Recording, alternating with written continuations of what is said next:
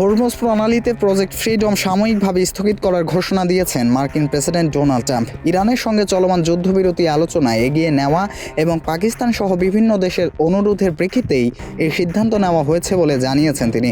সামাজিক যোগাযোগ মাধ্যম ট্রুথ সোশ্যালে দেওয়া এক পোস্টে দাবি করেন, ইরানের বিরুদ্ধে যুক্তরাষ্ট্র অভাবনীয় সামরিক সাফল্য পেয়েছে এবং দুই পক্ষের মধ্যে একটি চূড়ান্ত চুক্তির পথে উল্লেখযোগ্য অগ্রগতি হয়েছে।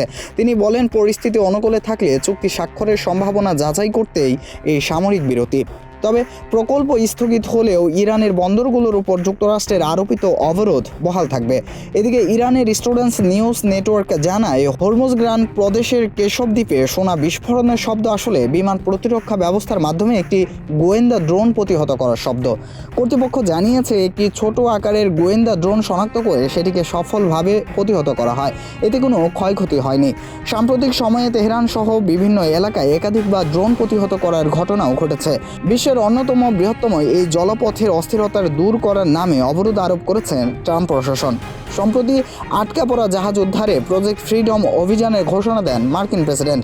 কিন্তু অভিযানের প্রথম দিনেই মার্কিন যুদ্ধজাহাজ ইরানি হামলার শিকার হয়। একই সাথে আরব আমিরাতের জাহাজ ও ফজিরা বন্দরেও হামলার ঘটনা ঘটে।